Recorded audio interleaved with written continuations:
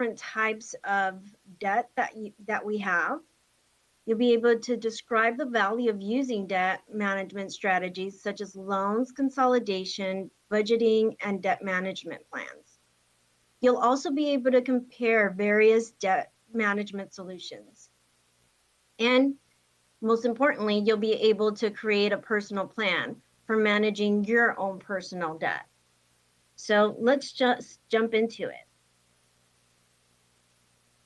So on here, the slide says the reality of the debt is that the average American currently has about $38,000 in personal debt. Over 75% of all Americans are in debt. And then they break it down by a group. So what group category do you fall in? And is this true for you? Generation Z is 18 to 24, and it's approximately $22,000 in debt. Millennials are 25 through 34 years old, and their debt is around $42,000 a year. Generation X is 35 to 49, and their debt is around $39,000. And the baby boomers is 50 or above, and that's $36,000. And that's just debt that's carried, whether it be credit cards, loans, all different type of debt that individuals carry.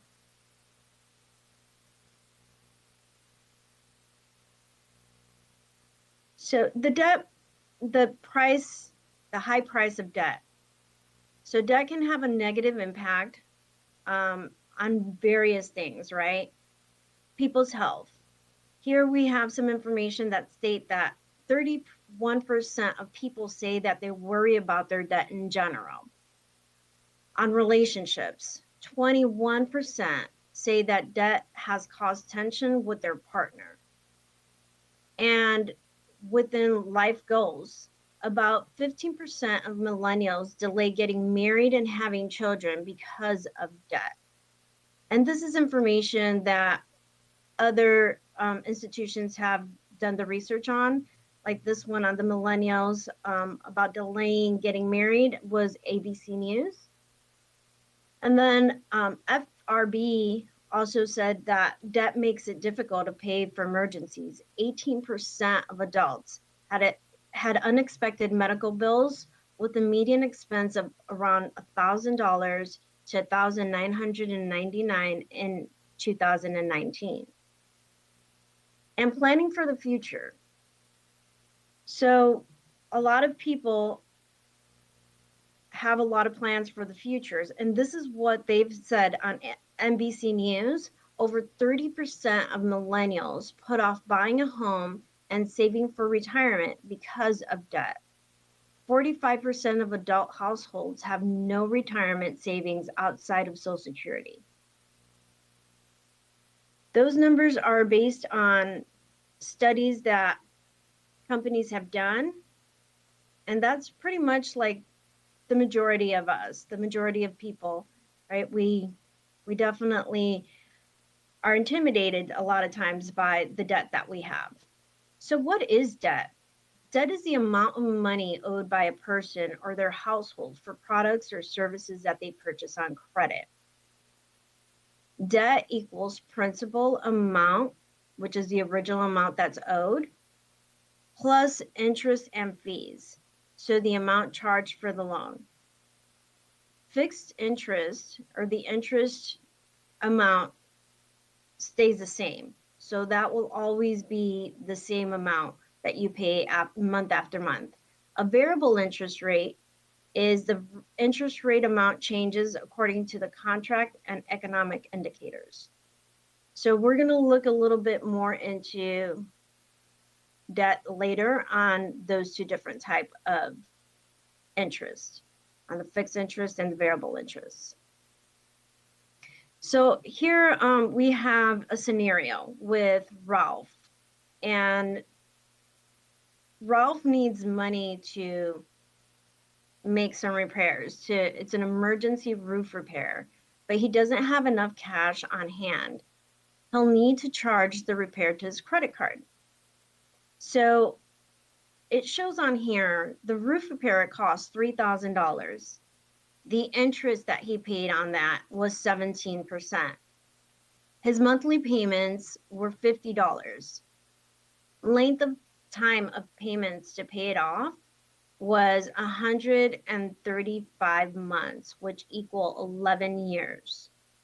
So in the total amount of the time that he took to pay that off, he paid an interest of $3,743. So the total cost for repairing that roof was actually $6,743. Where if he would have had the money, it would have only costed him the $3,000. So that's where you can see a difference on interest versus, or a lower interest rate would have costed him less. But here, if we go onto the next slide, it says, how does debt affect your credit score? And a lot of people think that you pay off your credit cards on time, and that's really all you have to worry about. But here it shows us a little bit more information. So credit score is the number used by lenders to decide how risky it is to offer you a loan. Credit score is affected by your payment history, your available credit, so how much do you owe in total versus the credit limits on your accounts. And then it also impacts on how long you've had your credit. If you had new credit and the mix of different types of credits that you have.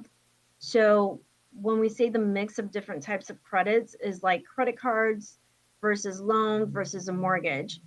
And we'll see the impact on those different types of credits here later on.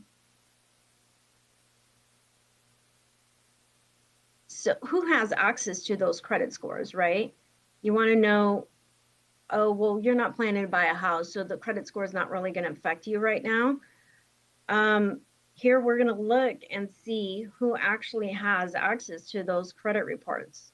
So it's the credit card companies and other lenders, cell phone companies, rental properties, utility companies, your employer in some states. Here in California, most employers will pull your credit, government assistance programs and government licenses, auto and homeowners insurance company. A lot of times people don't realize that because your credit score may not be that great, you're actually paying a little bit more on these different type of things, such as your utility bills. Maybe you're not paying more on the monthly utility, but you're definitely having to put a deposit down or a larger deposit if you're renting a property. And you're paying a little bit higher if you're on your homeowner's insurance or on your auto insurance. So credit does matter, even if you're not looking to buy a house or you're not looking to make a big purchase in the near future. It definitely matters, even in the small things.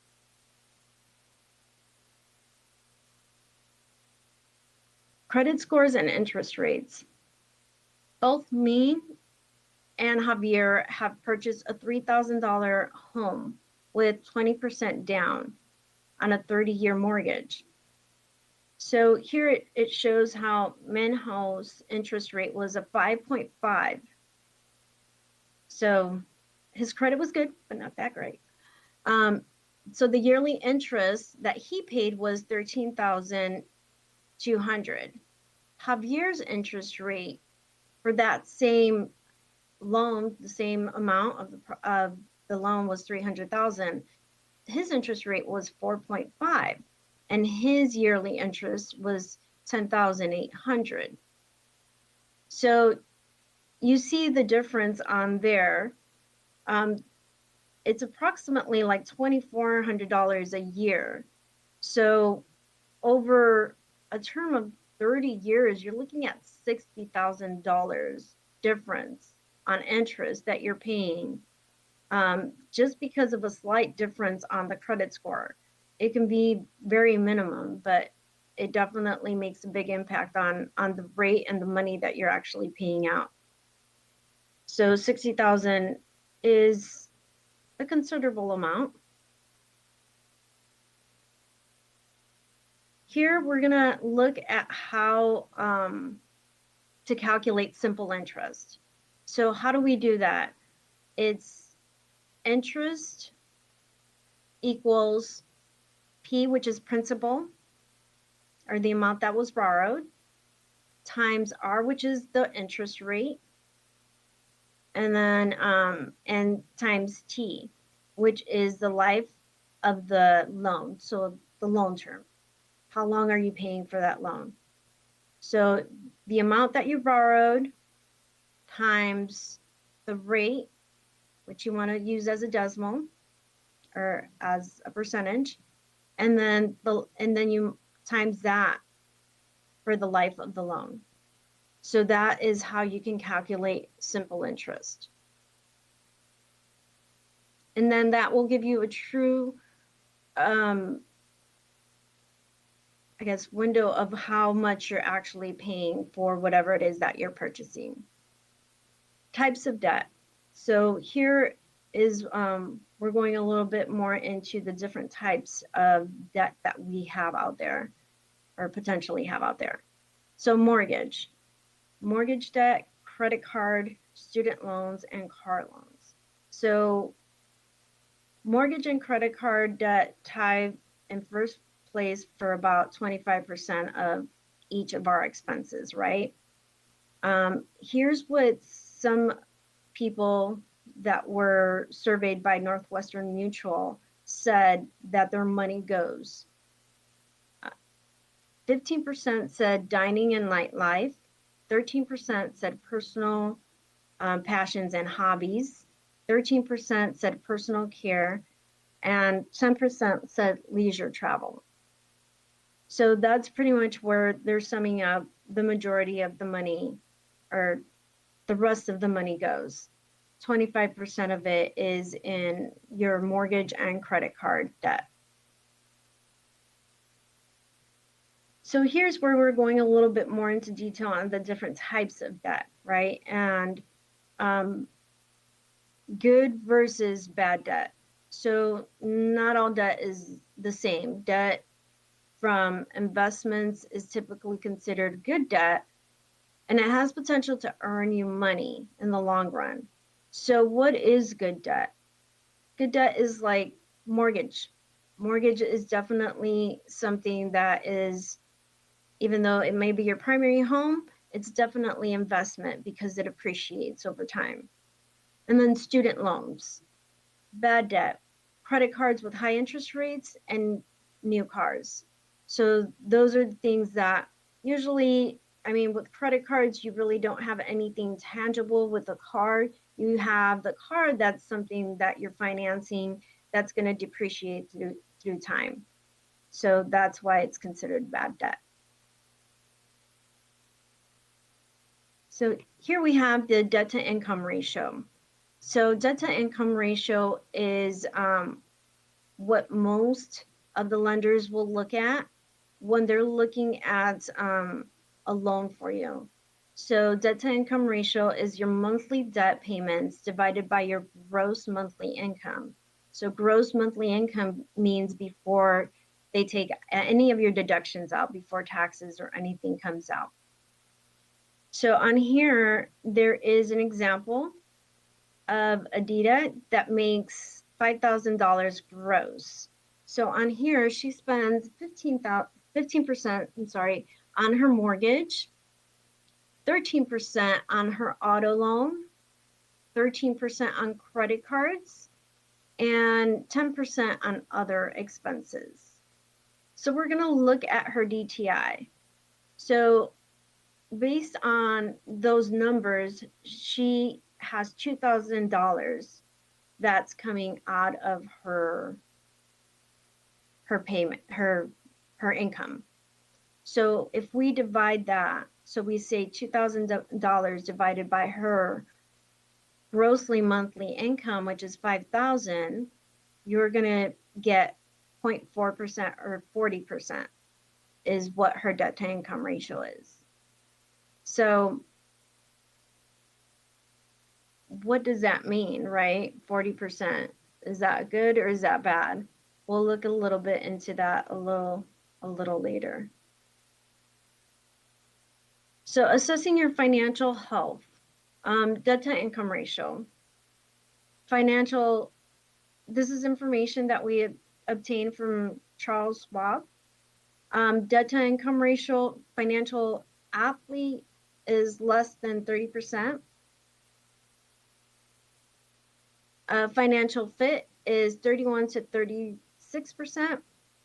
Borderline is 37 to 40%. And unhealthy is more than 40%. So that's what they're looking at when they're assessing your financial health. So what category do you fall into? Where are you in your debt to income ratio? And it's something that all lenders look at when you're making larger purchases, such as a home.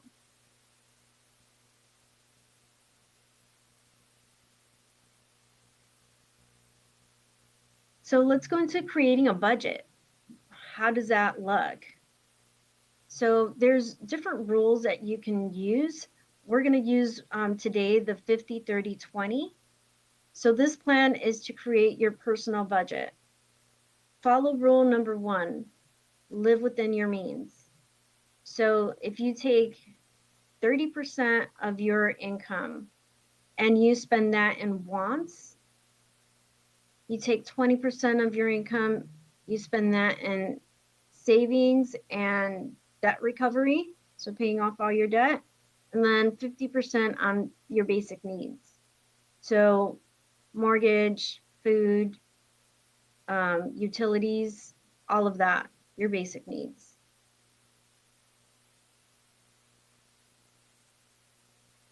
Here, we're going to calculate the percentage spent. So it tells us here in Adia's monthly income, the expense and the month at her, the percentage. So we're going to go on to expense. On her needs, she spends $3,750 as a total. And on her wants, she spends $1,000.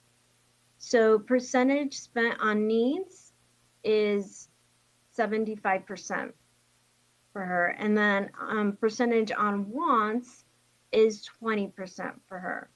How did we come up with that number? Is we calculated that amount, the 3,750 divided by the 5,000, which gave us the 75%.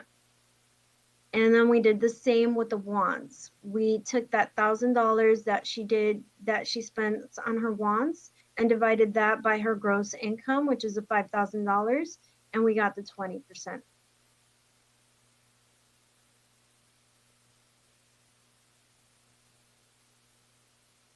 So on savings and debt recovery, it's 20% on what's recommended that you should be using towards this. The amount of income put towards debt repayment and savings. Consider using funds in the following order. Create an emergency fund with 3 to 6 months of living expenses. Maximize your 401k employer match. Pay off debt of high interest rates, high APR debt. So a lot of times that's credit cards. Contribute 15% of gross income to retirement and pay off lower interest debt. This should also be by reducing your wants and expenses. So paying off the high credit cards came in third, paying off the lower, or not credit cards, but any type of debt, and then paying off the lower interest rate came in 5. So take that into consideration. And then of course, contributing to your 401k is definitely important for retirement purposes, and especially if they match you. So here, cutting expenses and additional income. The first step in freeing up funds for debt recovery and savings is cutting expenses. So we're going to look at what can be done in regards to cutting expenses, right? So eating out, limiting eating out to one time per week, and that could be different for everybody. So of course, if it's something that you don't normally do, maybe it's once every other week. How much can that free up? So that's $50 in this scenario. The cable bill, cut subscriptions to premium TV stations. That was a $15 savings per month. And then buying store brand groceries, that saved $25 per month. Strategies for creating income is getting a second job, selling some stuff that you don't need, and relocating.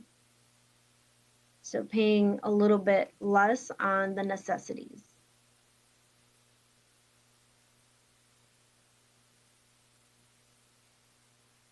Debt repayment strategies. So here we have two different strategies that work depending on what your preference is. The avalanche method is to pay off debts with the highest interest rate. So we have some examples on here. And then we have also the snowball method, which pays off debts with the lowest balance. So those are two very different methods. We're going to look at Kaylee's scenario. So on here, she has debt. She has a major credit card, store credit cards, and a personal loan. The interest rate is 26% on her major credit card, 22.3% on her store card, and 15% on her personal loan. The balances on her major credit card is $3,000, on the store credit card $800, and on the personal loan $1,800. So let's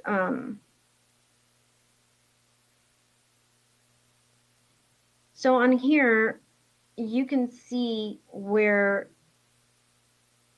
depending on what your preference is, again, you can pick either strategy and pay off either the smaller amounts or the higher interest rate.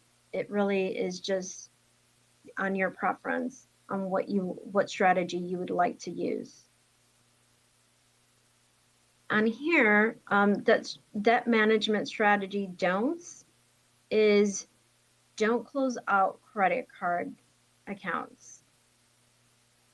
Why do we say don't close out credit card accounts? Because that can actually lower your credit score, depending on how long you've had that credit card. Don't borrow from your retirement plan. That will also decrease your net worth. So taking from your retirement plan can definitely decrease some of your net worth. Don't trust all debt settlement companies without doing your research first. So just make sure that the company that you're looking to borrow from, that they are a reputable company. And don't hide from creditors. I know sometimes, especially right now, when a lot of people have reduced their income, or they have other people in their household that their income has been reduced, it's really tough to make all your payments on time, but it's better for you to talk to the creditors and come up with some arrangement. Most of them are pretty sensitive to the situation and will work with you. I mean, they really just want to work with you and be able to continue to do business with you. So here are the do's of debt management strategy. And it says, do negotiate with creditors, do get credit counseling, and do consolidate your debt. Do hire a debt settlement attorney. So if you are having trouble being able to manage your own debt, and even if you are okay with managing your own debt, you can always negotiate with creditors and see if there's anything that they can do for you um, to get you either better interest rate or just better terms.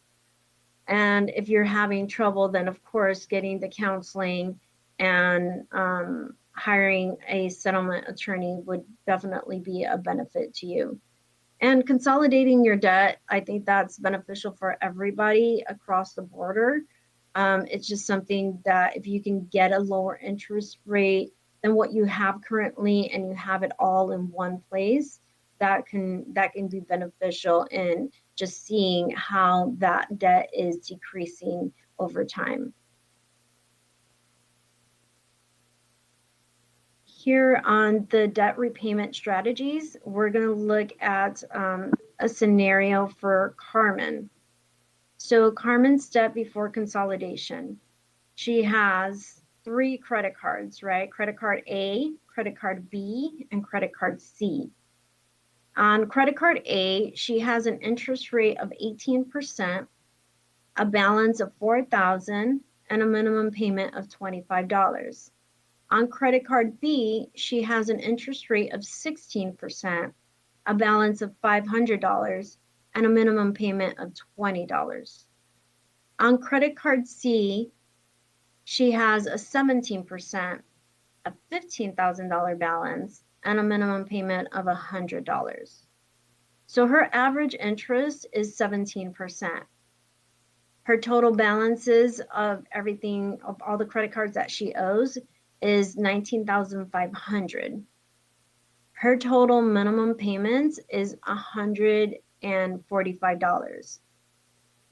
She decided to go and get a loan to consolidate. So Carmen's debt after consolidation is a loan. Her interest rate is at a 16.5%. Her balance is $19,500 and her minimum payment is $95. So Carmen was able to get overall a lower interest rate, a lower payment, and she has a term in which she's going to finish paying off that loan, which is probably shorter than being able to pay off the credit cards.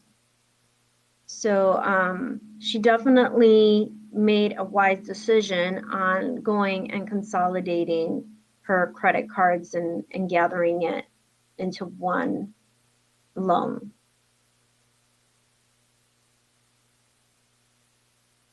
Here we're going to go into when you can't pay your debt. So right now, especially with the way economy is,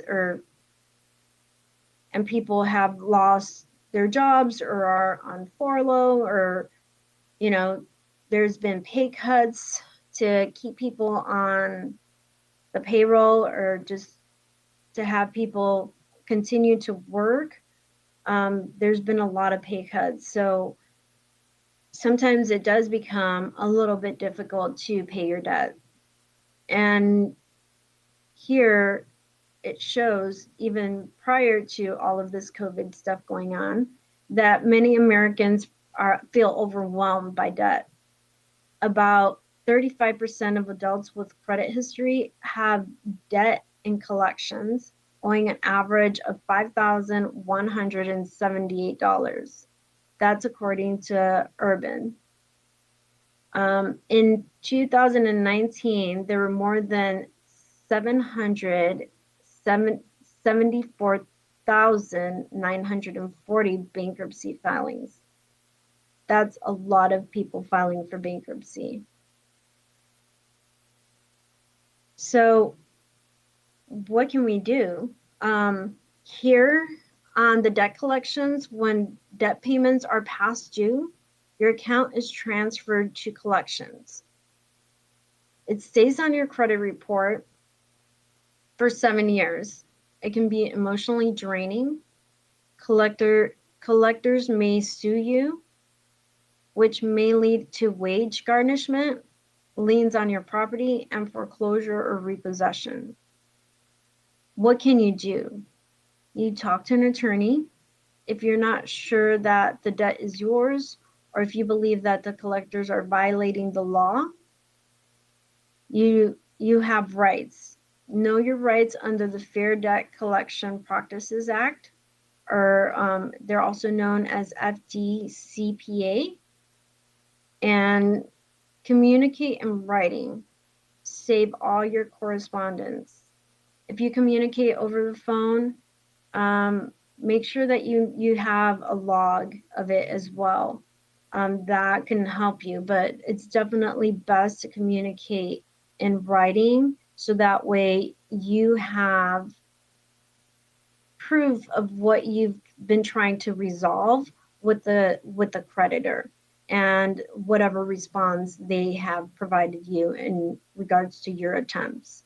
And like we said before, never hide, just try to negotiate with them whenever possible. And if not, speak to an attorney. They will do the negotiation process for you. Here, we're going to look into the different types of bankruptcy that are available. So filing for bankruptcy, Chapter 7, it takes 3 to 6 months to discharge debt. Income must be below state minimum. May be option for people who do not have a lot of liquidable assets or property, as these can be used to pay off some of the creditors. Chapter 13 is income is used to make payments over 3 to 5 years. Must have a high enough income to pay off debt. May be an option for people who generally earn a reliable source of income and can make plans to pay off debt within 3 to 5 years. The bankruptcy, either one of these bankruptcy, remains on your credit report for 10 years. You may be forced to liquidate some assets if the court sees it deemed. May not discharge all your debt. So you still may be liable for some of the debt that you have, even if you file for bankruptcy, depending on what the court orders. So, and depending on what type of bankruptcy you file. But this is definitely something that an attorney has to help you with. In regards to filing for bankruptcy, it's recommended that an attorney help you with that process. So on here, you're already ahead of the game. Nearly 2 out of 3 of Americans couldn't pass a financial literacy test in 2016. The benefits of being debt-free is less stress, better health, improved relationships, confidence, and freedom.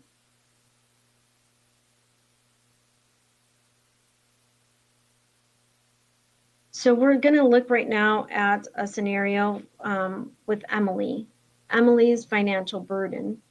Emily is a project manager at a computer company. She makes a decent living, but she can't seem to get ahead financially. In fact, her finances just seem to be getting worse, even though she has a steady income. So here, it's telling us to work with a partner or a small group to see if there's anything that she can do to revise her budget. Then give her some recommendations on how she can manage her debt. So if you guys can please participate and put some comments on there to see what you think she should do to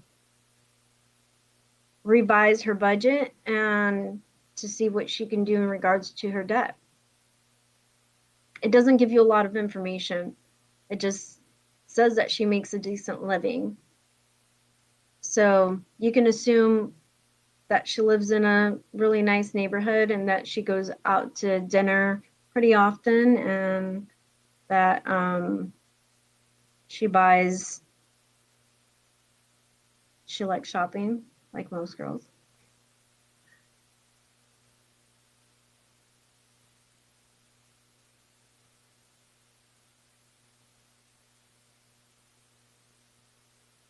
So we'll give you guys a few minutes to do that.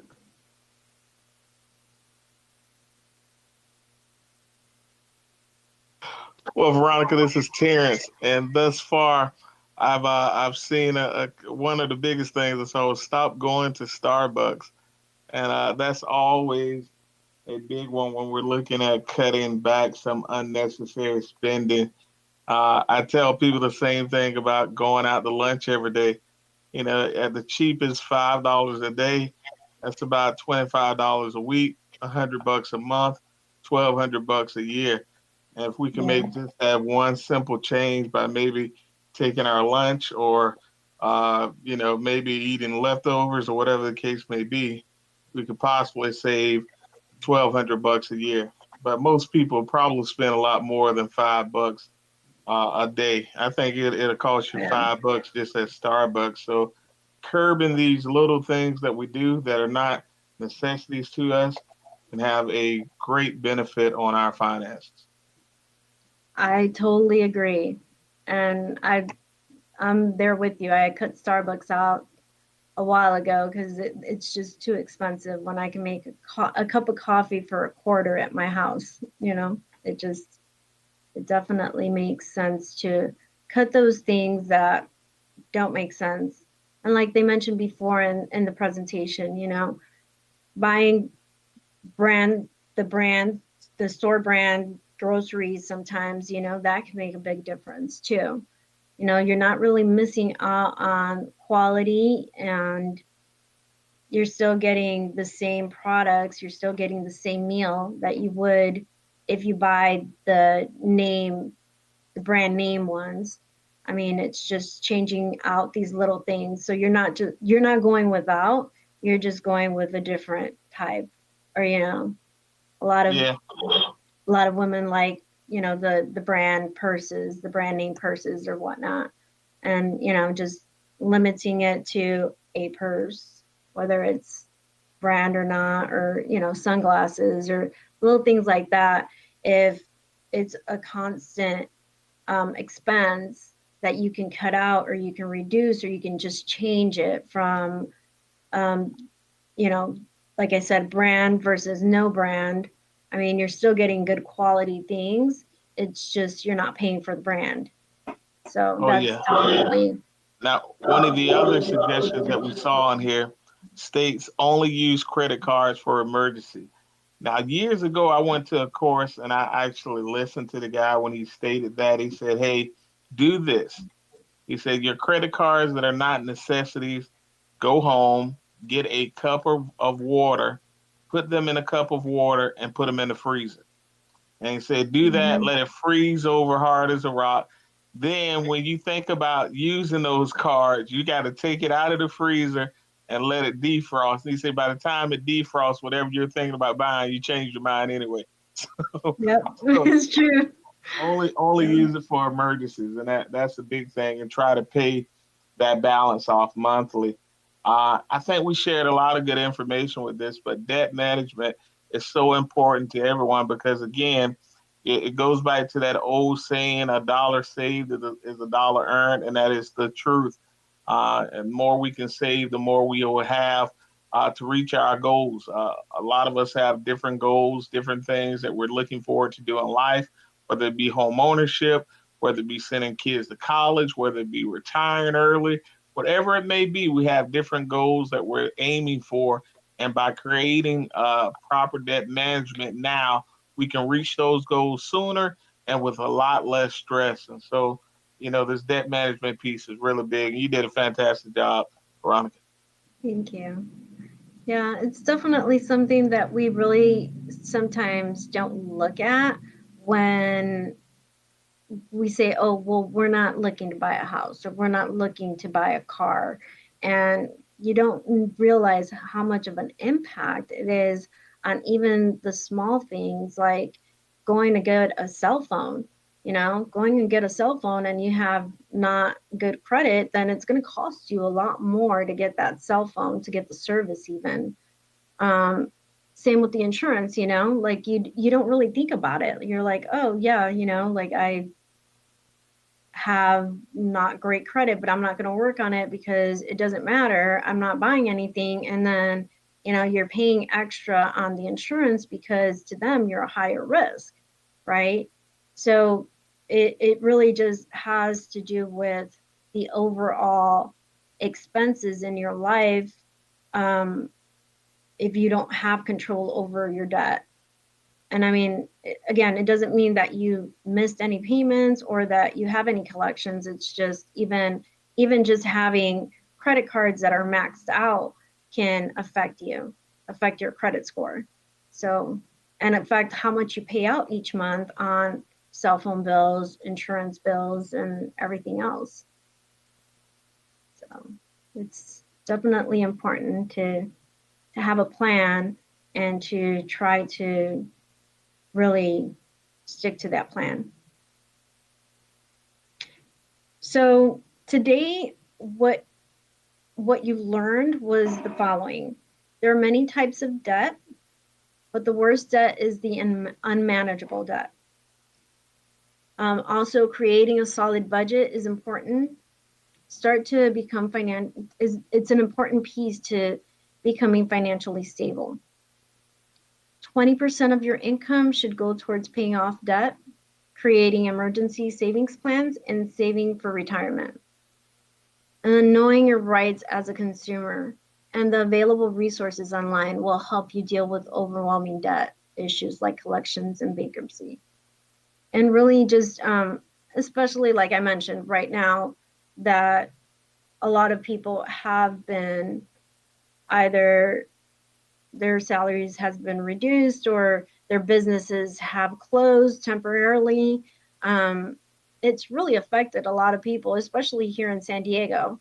I know my husband, we had to close his office for a few months, and it really was an impact. And luckily, we had enough resources to be able to sustain us through that. But a lot of people, unfortunately, for small business owners, it hits hard. And I know for us, it did too. It made a huge impact in what we had planned, and a lot of other things that we could have done with the business, that we weren't able to because of these circumstances. But being able to reach out to certain lenders, and being able to, like I said, fortunately, we were in a spot where we didn't really have to do a lot of negotiating with any of the lenders or anything like that, but reaching out to them when you have to, deferring payments, doing modifications, whatever it takes. They will definitely help you get through that process, get to making your payments, and continuing to be their customers, because that's really, at the end of the day, you want to keep whatever you have as far as your material possessions, and they want to work with you because they want to continue to do business with you and to be able to earn more business, because that's definitely something that's important during this time, is to be by our customers and support them during the time of need as well, which I know our company is great at doing that. We are, and I'll say this, and I'll let you close. But for all of those that are listening today, one of the most valuable things that Veronica really stated when it comes to negotiating with your creditors, call before you're in trouble.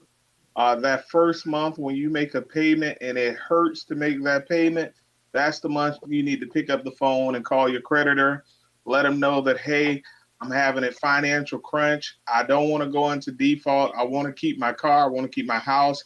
I want to keep my credit.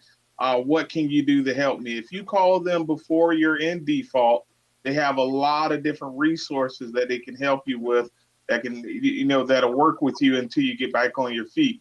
But if you wait until you miss a couple of months and then you call, there's very few options they have for you at that time. So you really have to be proactive about this. This debt management piece is really putting personal responsibility on you all to make sure that you're proactive about managing your debt and your finances. By doing so, promise you, trust me, you will have a better, more fruitful life. It'll be, well, with a lot of less stress and headaches and aggravation and other things just by getting this piece down right. So, debt management is just a tool that we use to help you get financially stable so that you can see a brighter future. Thank you. Thank you, guys.